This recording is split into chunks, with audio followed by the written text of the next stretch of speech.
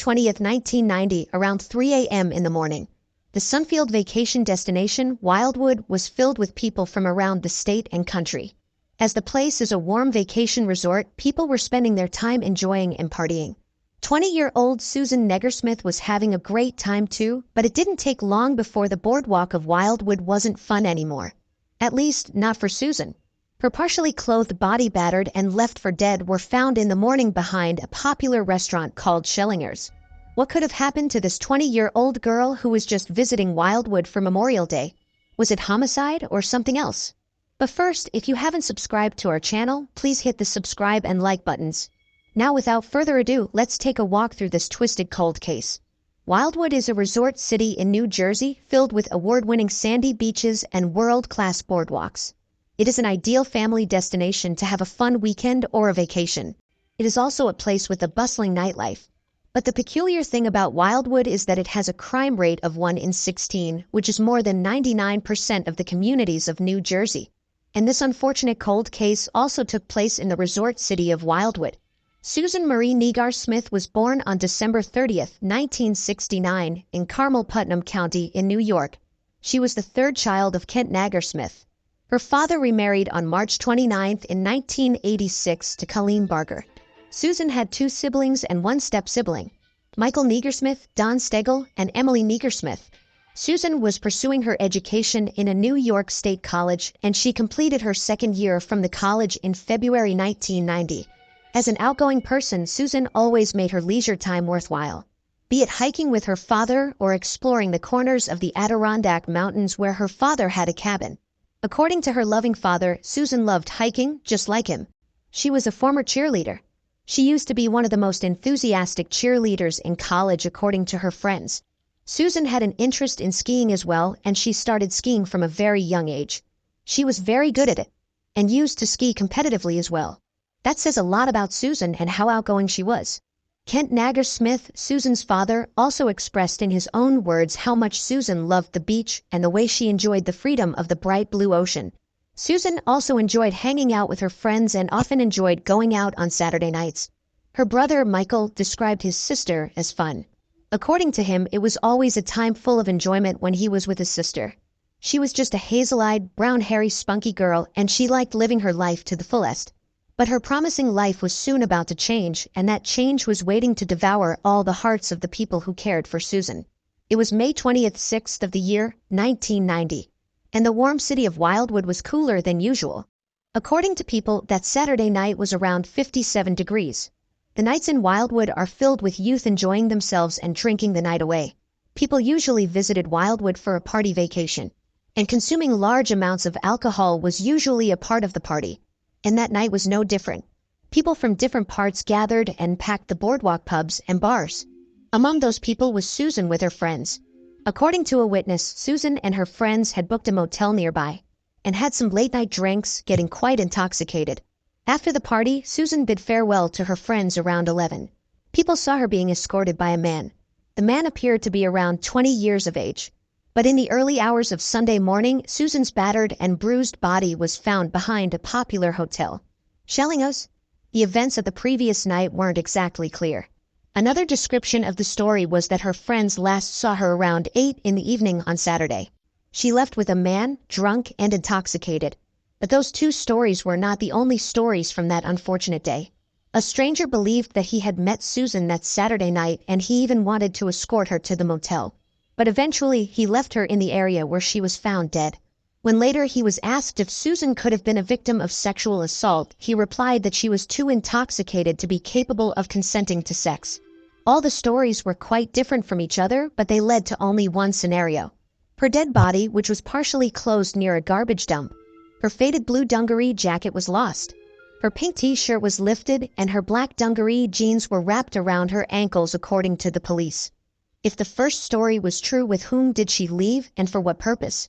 If the second story is true, then who were the so-called friends she went to party with that night? And if the third story was true, what happened after the man left her near the restaurant? There were so many questions, but all were left unanswered. There were so many stories and reports, but what was the real scenario? Susan's body was found on Sunday morning at 10:30 a.m. by 2 employees of the restaurant Schillinger's. According to the reports, the police estimated that Susan passed away at 3:30 a.m. on May 27, 1990. She was found near a dumpster in an alley behind a popular restaurant called Schellingers. Schellingers was famous for its maritime theme and a wide variety of classic seafood. It was located on 3516 Atlantic Avenue in Wildwood. Her body was found in an agonizing condition. Her clothes were partially removed and she had bruises all over her body and bloodstains on her chest. She showed clear signs of being a victim of some sort of sexual assault. Her feet were clean, which meant she did not walk their point. One of her teeth was also chipped. With the superficial evidence of 27 external injuries, signs of an assault, and bruises, it was ruled to be a homicide. An autopsy said that she was assaulted before she took her very last breath. But after the medical examination of Susan's body, the cause of death was changed to accidental.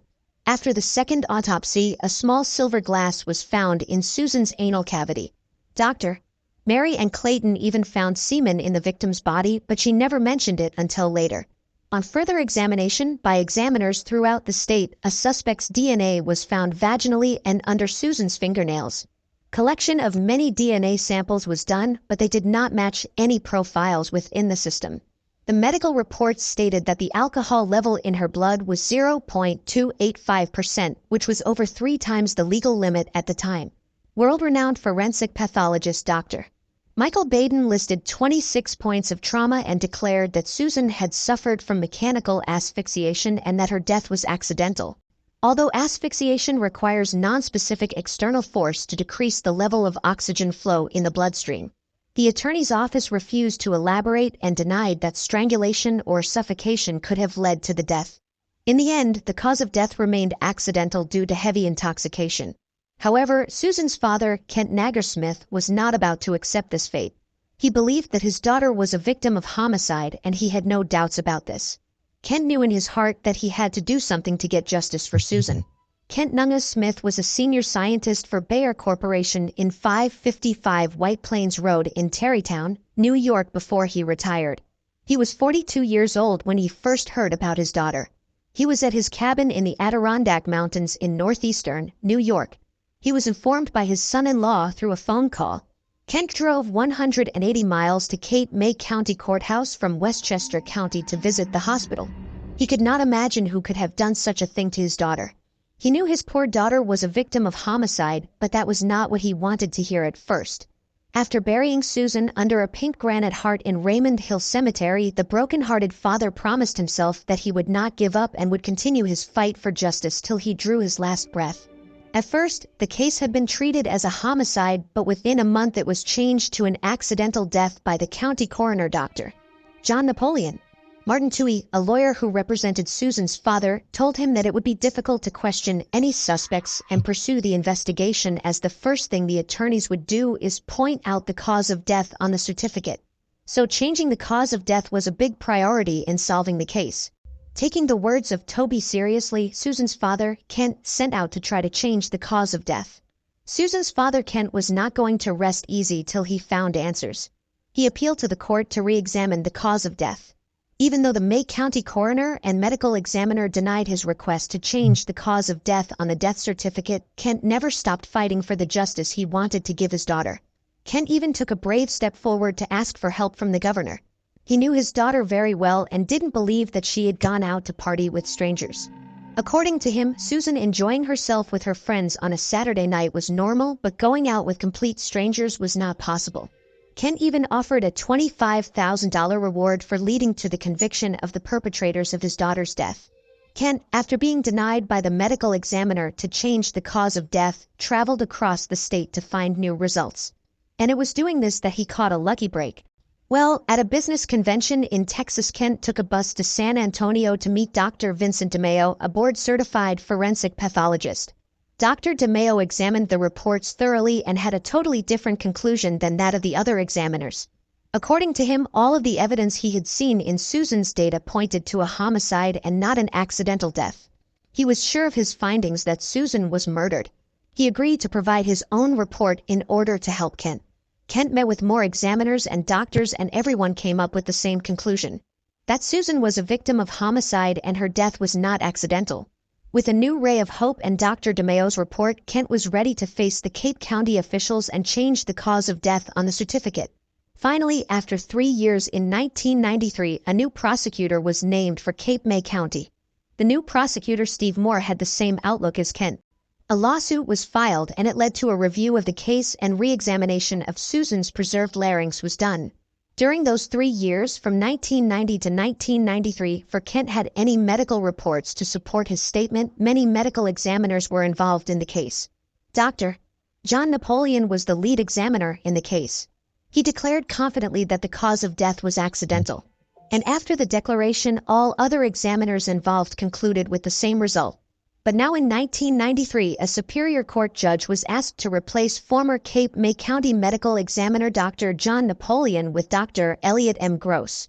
The change of the former prosecutor and the medical examiner really gave new hope to Kent and the rest of the family. In April 1994, Cape May County hired a special defense attorney in connection with a lawsuit intended to change the official cause of death. And in May of the same year, Kent filed a complaint in Superior Court to change his daughter's cause of death in the certificate. Dr. Elliot later weighed in, and after 5.5 years, Susan's death was officially declared a homicide in 1995. A bone was found broken in Susan's larynx by Dr. Elliot, which changed the course of the case. According to Cape May County Prosecutor Jeffrey Sutherland, many law enforcement professionals and investigators were involved in this case. Many private detectives were also closely studying the case, but closing the case was harder than they thought. The press of Atlantic City continuously covered the case, and Yvette Craig was the lead reporter who covered Susan's story closely from day one. Susan's half-sister, Emily, was also a center character in this search for justice. She was only 2 years older when her sister Susan passed away. Although it happened a long time ago and she does not remember much about her sister, Emily is now 34 and she still has vivid memories of the suffering they went through. Emily was very heartbroken and she believed that Susan in no world deserved to face what had happened that night in 1990. Susan's sister Dawn believed that the officials wanted to hide the truth so that Wildwood did not suddenly see a decrease in tourists. The state police investigators also inquired about hundreds of youths residing in West Virginia who were in Wildwood on that very weekend, but to no avail. To find a lead, many men who were of interest were asked to provide blood samples. Among them, the first suspect was Thomas Wolfe, an ex-resident of Wildwood, but he was found not guilty after his DNA sample showed that he had no relationship with Susan. 3 forensic pathologists, including Maryland's medical examiner, provided opinions for free, and the New Jersey Crime Victims Law Center took hold of the case. A resident of CL City in New York, Terry Downey, questioned the coroner's findings and protested why it took so long to find out what really happened, as it was so obvious that it was a homicide and that her father was right all along. According to the Cape May County Police report, Susan Nagger Smith drove to New Jersey with 6 of her friends for Memorial Day that fateful weekend in May 1990. They checked into a Wildwood hotel which was located at 2700 block of Atlantic Avenue. The evening was spent partying, drinking alcohol and smoking marijuana. Later that night and around 8 to 10 p.m., Susan left the motel. She then visited a gym during the midnight hours. The report continued saying that she left with a man she met in the gym for a party at around 2 a.m. on Sunday morning. She was then seen on the porch of a nearby house according to the police reports. The police were told by the witnesses that she was very drunk, throwing up and couldn't even speak properly. She even rebuffed advances by a man. They also included that she refused to ride home. Some officers also saw Susan walking unsteadily on the street accompanied by many men, but the police left after talking to one of the men. Another witness told the police that he offered to walk Susan back to the hotel, but she was too drunk to tell him the location of her hotel. So he left her leaning against the restaurant Schellingos at about 2:30 a.m. The next morning, Susan's body was found behind that very restaurant. As the cause of death in the initial stage was declared accidental, it caused a problem for the investigators to prove otherwise. And even Susan's father struggled to get this changed for many years. After the cause of death was changed from lethal cardiac arrhythmia to hypothermia due to alcoholic intoxication and exposure to homicide in 1995, many suspects were found. But the case went cold again after this due to a lack of suspects. But later in 2018, new technology had developed which breathed new life into the case. It helped the investigators to match the DNA profile of the suspect. In 2018, Emily, Susan's sister, traveled to Cape May County to meet with prosecutor Jeffrey Sutherland to discuss the potential for a new avenue of investigation, something called genetic genealogy analysis. We'll never stop from it the rest of my life until we can find someone. During the initial investigation, STR DNA, or the short tandem repeat DNA, was found in the victim's body, but it failed to match any suspect's DNA. But late in 2018, with a new knowledge of DNA technology, the Major Crimes Unit of the prosecutor's office started a genetic gene trace of the DNA profile. And with much encouragement and sincerity from Emily, the Cape County prosecutor Jeffrey Sutherland, the STR DNA test finally got a match. After the genealogy investigation, they found the DNA which the investigators had found at the scene so long ago belonged to a man named Jerry Rosado. 62 years old Jerry Rosado was a resident of Millville, Cumberland County in 2022. He was accused, and finally the authorities of Cape Town County arrested him on April 9, 2022. He was charged with second-degree sexual assault, which is subjected to imprisonment for 5 to 10 years by the law of New Jersey State.